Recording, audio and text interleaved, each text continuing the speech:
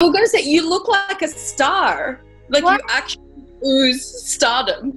Oh my God, you are so sweet. Thank you.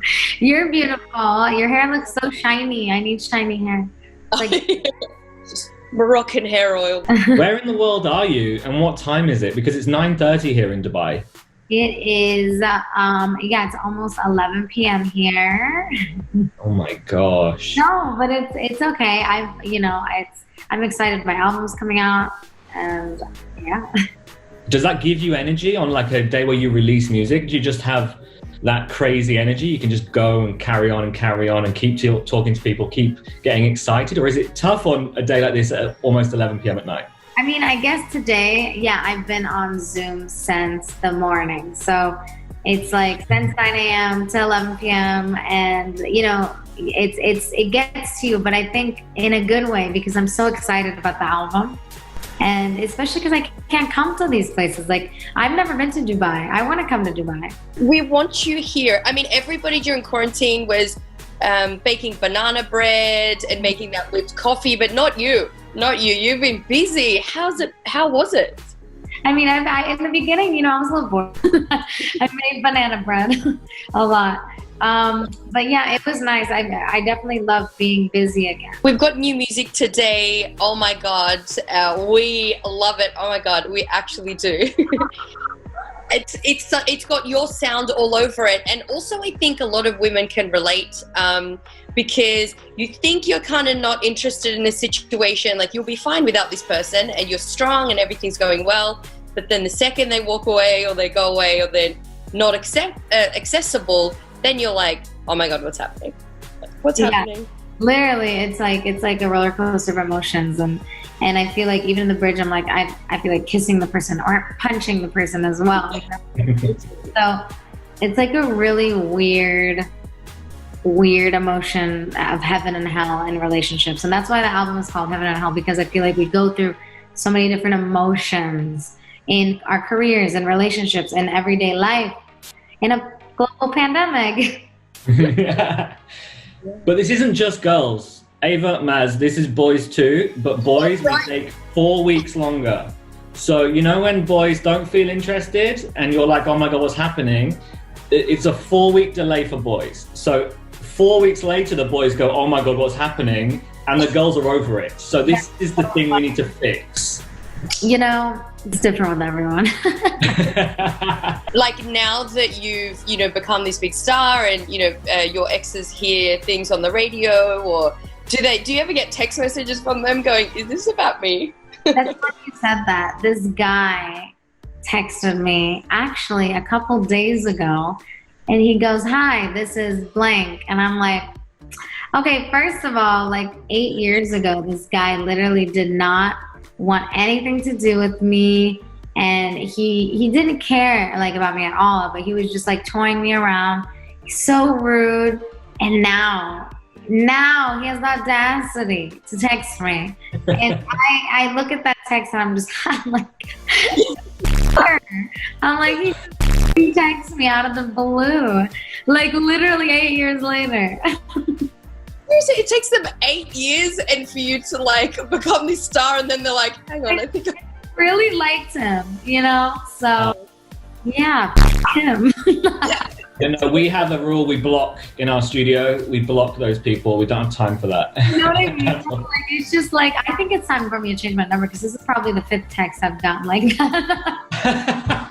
So Heaven and Hell, it's out in 2 weeks. It's not out yet, already in the chart.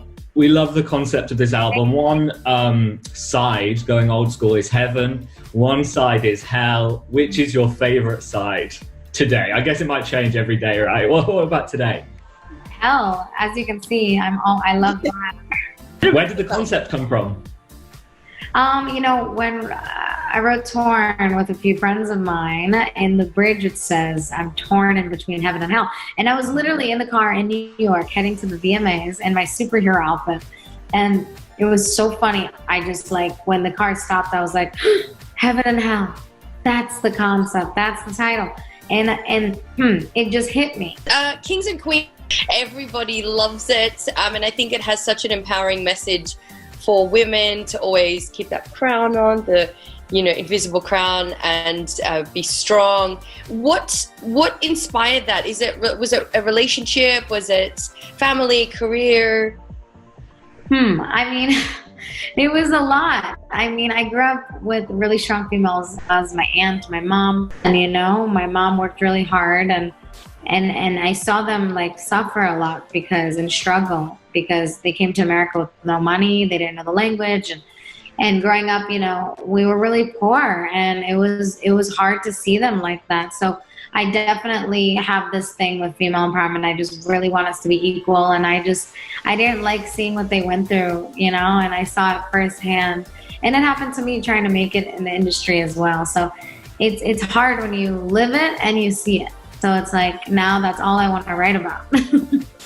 They must be so proud of you now. Yes, they are awesome. They're so proud, and I just love giving back to them. The whole reason I do what I do is to give back to my family and now for my fans, and so.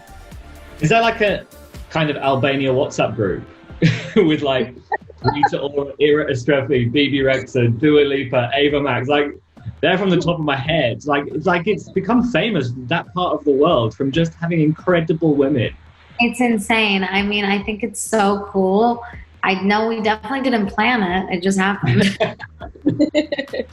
Very talented women from that side of the world. We work really hard, I think, right? I don't know. All of us women work really hard. Yeah, I think especially when you're not given those opportunities as easily as anyone else, you kind of, when you have to really work for it, you probably want it that little bit more than other people.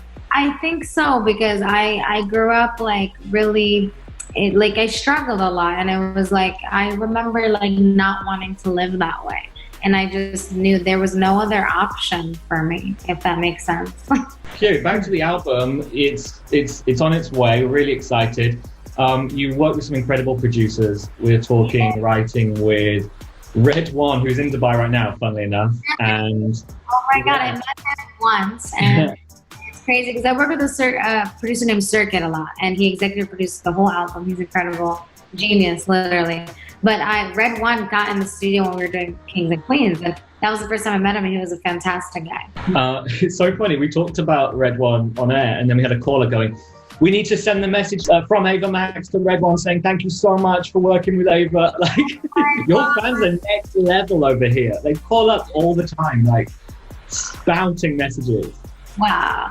I can't wait. I've always wanted to come to Dubai. I really have. It's like, it's hard for me because I thought I was going to go this year and so, but there's always next year.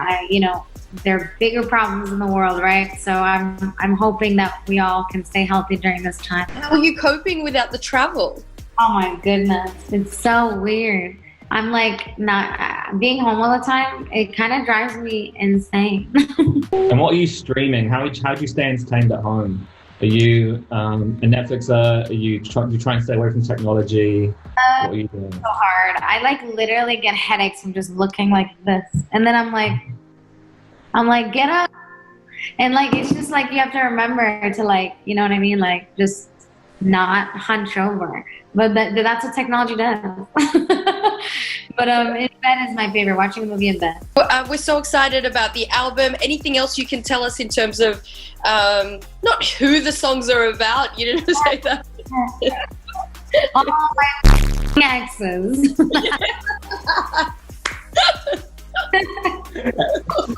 There needs to be like a secret note in your phone that's like just for you. It's like, no, this isn't public.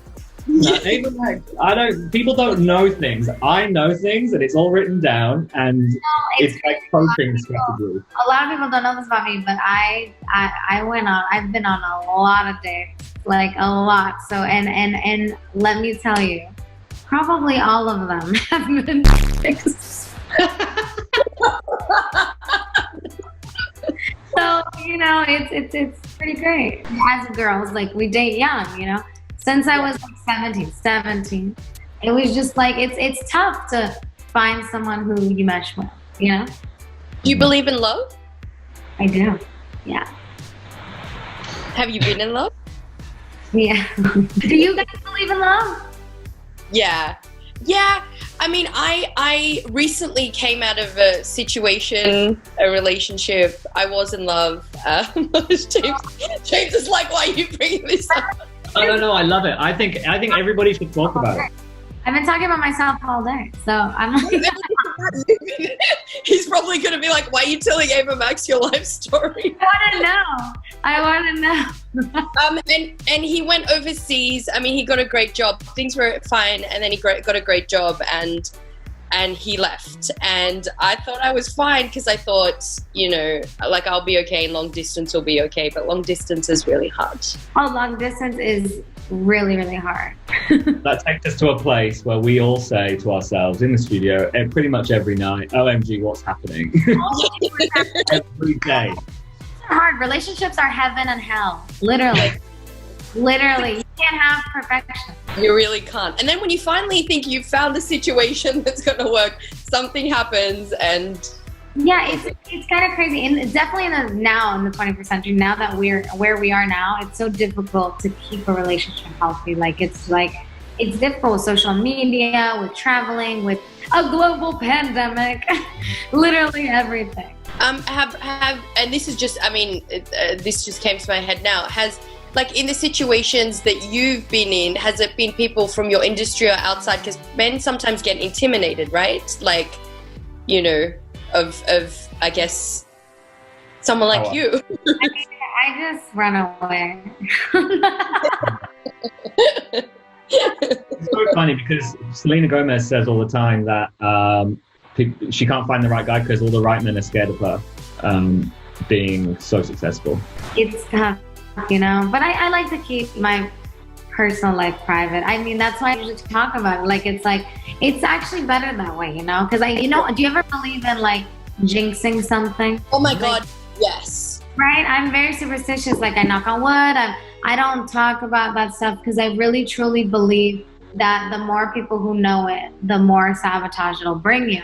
So it's like energy is such a real thing. And so I don't know, especially me right now in the public eye, I definitely like to keep my personal life private. I think it's a good thing. We respect that 100%. Because not everybody will always be happy for you, you know, and even if they don't intend on doing it, it just kind of just energetically maybe. Yeah, just gossip in general causes sometimes negative energy towards someone, and that maybe you didn't mean it that way, but that's how gossip is, you know, so.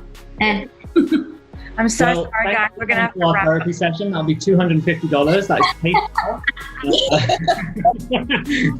Like it was both of us. Oh my God, I wish I was in Dubai right now. That sounds so much fun. Virgin Radio.